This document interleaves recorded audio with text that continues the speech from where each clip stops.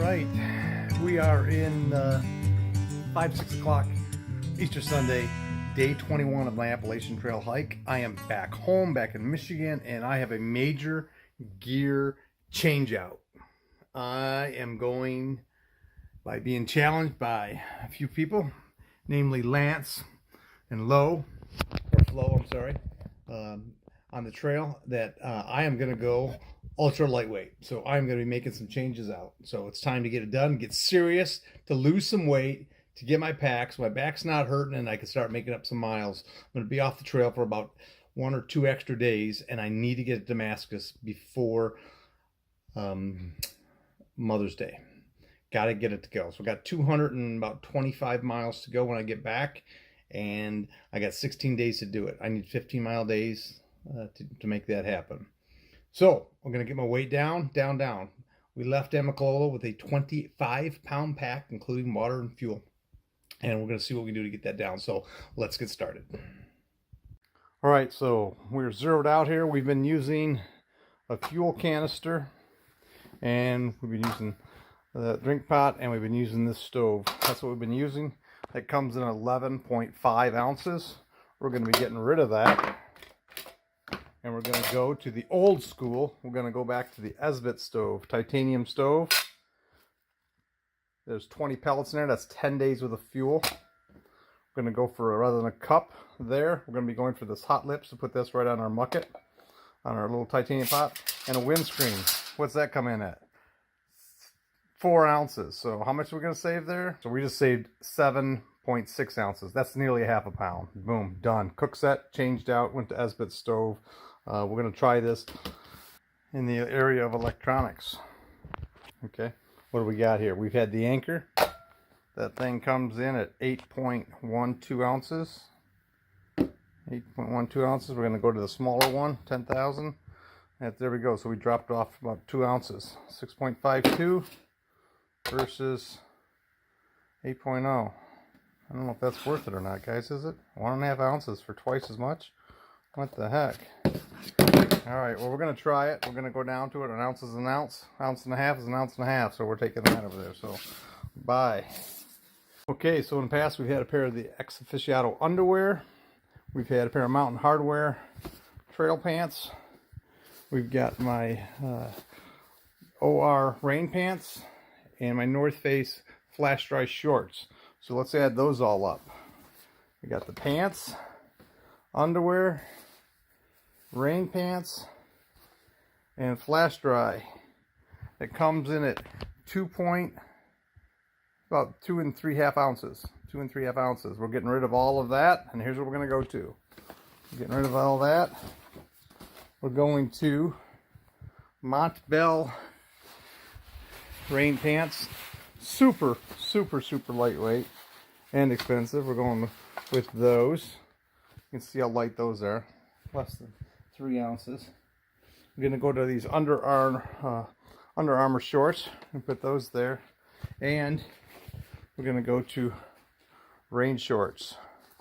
So 13 ounces.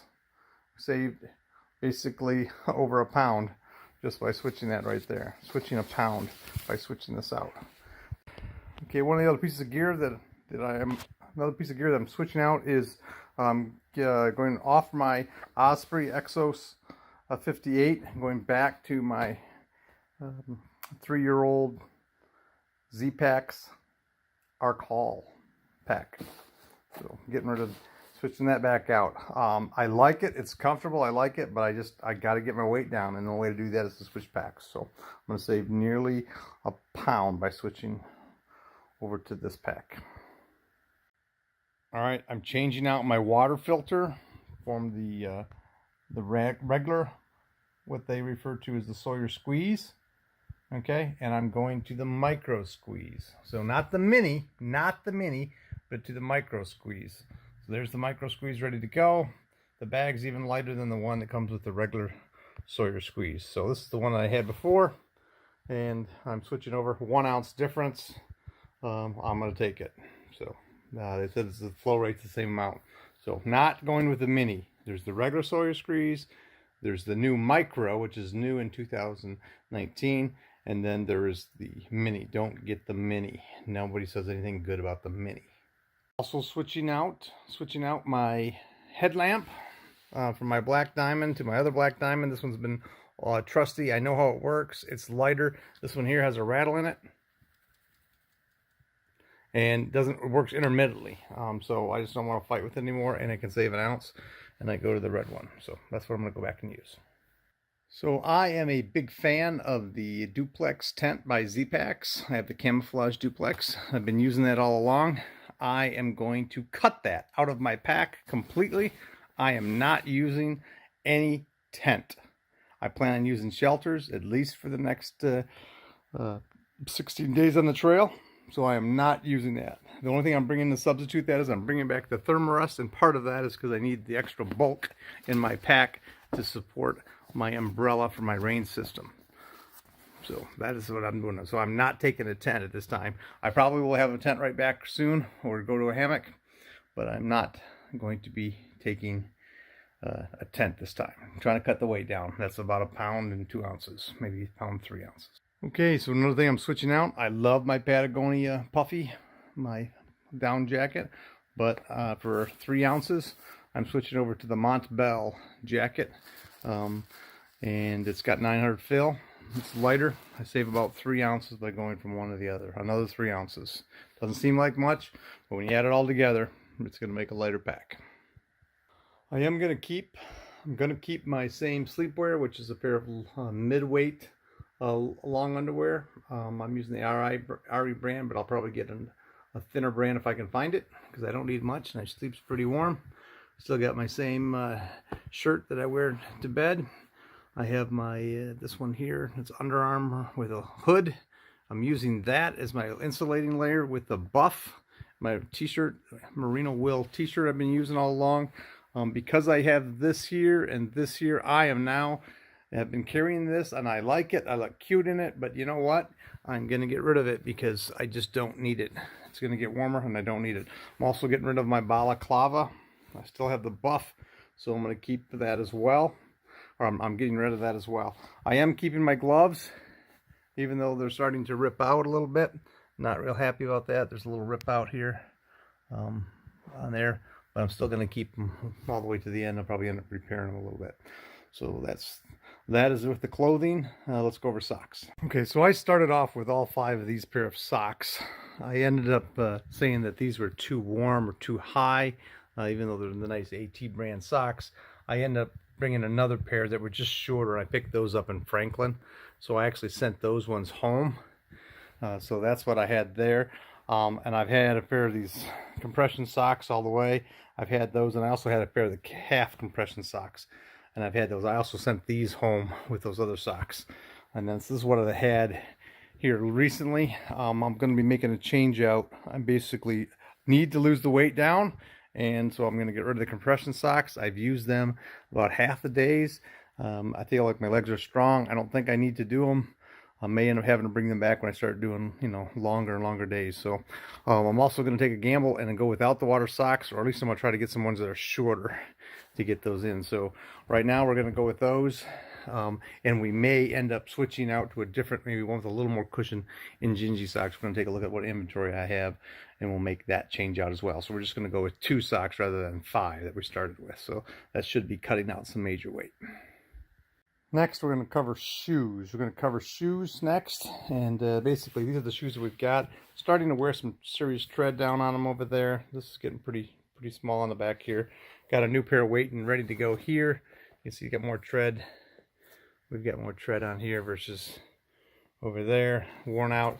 So these have probably got, with my training miles ahead, they probably got close to 400 into them. We're going to change it out. Oh, these ones are very aerated. They're not waterproof. But I've had the waterproof socks. Since we're not going to bring the waterproof socks, and these are waterproof, okay, Gore-Tex, we're going to give a shot of these by wearing these with the rain pants. We did send our small gaiters. We did send those back, but we're thinking about putting those back on over there. Most likely going to put those back on, which means I got to put the Velcro on the back of the shoe for that to catch back on there. So we'll be doing that tonight. That's what we got going on for the shoes. So, and we're getting rid of our titanium crampons. We never used them. Didn't need to this year, but last year I fell 3 times in one day on ice that was covered in light snow. We'll be getting rid of that as well.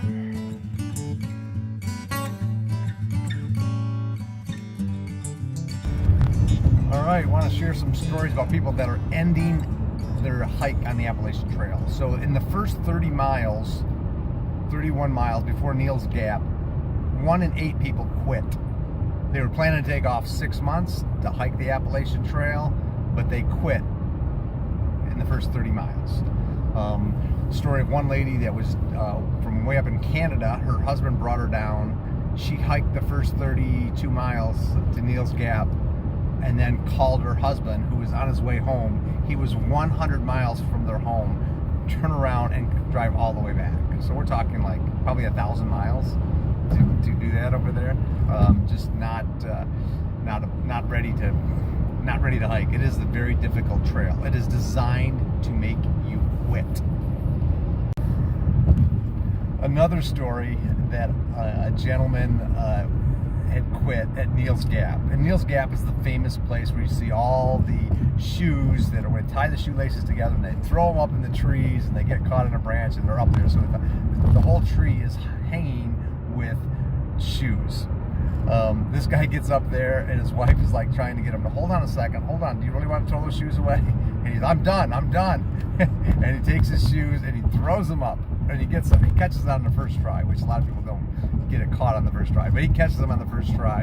And she says, did you take your orthotics out? His inserts in his boots. He didn't. $250 inserts way up in the tree. So again, just not quite thinking it all the way through. So that was kind of funny to see that. He's going, no! After just quitting, he then throws those away. That was rather humorous. So that was one of the other funny stories. Another story that I hear, a father and a daughter. The father quits at Dick's Gap, which was mile marker 69, Dick's Creek Gap. He quits there, he gives up, and his wife comes and gets him. And the daughter hikes another 40 miles. The parents are almost home. And she says, come back and get me, I quit too, at a 100-mile mark. So you hear that. Those are the stories that we hear, that some people are off trail or they're done.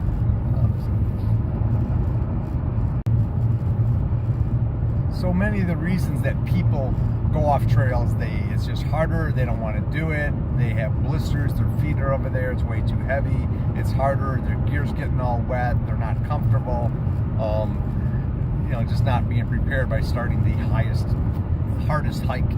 Really, it's the hardest hike to take 2,200 miles. It's not what people were thinking it was, and nobody says, oh my gosh, this is exactly what I thought it was. No, everybody's going like, oh, this is much harder. People that hike the Pacific Crest Trail, they're saying like, this is so much harder. It is so much harder. They're trying to carry in water for long distances.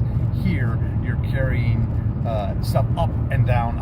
It's just so hard on your joints. And one of the gentlemen, Flo, from Ohio, that was telling me that he has hiked the PCT. He says, what's so hard about this trail is you can never get a cadence down. You can't ever get a cadence. You're always, short stepping, long stepping, down stepping, up stepping over there. You can never get a rhythm going over there, and it's so hard on your shoulders, your joints, your wrists. Everything is moving at different angles and going up and down. And that's the difficulty of the Appalachian Trail. So that's some of the reasons that people leave the trails. And then obviously people get injured, like I nearly did with a log. That's pretty rare. Or the weather, people just get down with the weather when it rains for 5 days straight. They just don't do that. So those are some of the reasons that I'm seeing people leave the trail here in 2019. So even though you were kind of witness to me almost getting hurt and getting somewhat hurt. I mean, my ankle still hurts the most from my jump, where I jumped the log. But I would say I got a chance to witness when I was at Standing Bear, a guy getting hurt basically ended his hike. And I may be getting a ride with him tomorrow. I took a ride to the hospital, and he's still down in Waynesville, North Carolina. I think it's North Carolina. It could be Tennessee, but it's right on the border there. It's got to be North Carolina. So he actually twisted his knee, and his knee is way off to the side. It really hurt. He went to the hospital, and he's totally immobile. He is off the trail. He is done over there just for doing a work to stay. He actually was cleaning out something in the creek. There was a bunch of debris that had caught up on one of the water siphoning hoses that they used for their shower or something. I'm not sure how it worked, but anyway, he was cleaning it out and got hurt, and it was a witness. I was actually videotaping my standing there video at that time. So that's not how people actually get physically injured on a trail. All right, we are on our way now back to. I'm gonna stop in Detroit for a preview of the Kilimanjaro film that my son put together, and then we'll be on our way back down to North Carolina to get back on the trail. North Carolina, Tennessee, right there. So that is the plan. It's 10:44 now. Sometime my son's viewing is between 1:30 and 6:30. I don't know where in the queue his 10-minute video is going to be, but I'll be there for the duration. And then I'll be up all night driving back down there to get my ride back. So that is the plan for ending my 4-day 0, 4 zeros in a row since Saturday. Today being Tuesday, Wednesday, we'll get back on the trail. Thank you for watching the videos, and I will see you on day number 24. Day 24, we'll be back on the trail.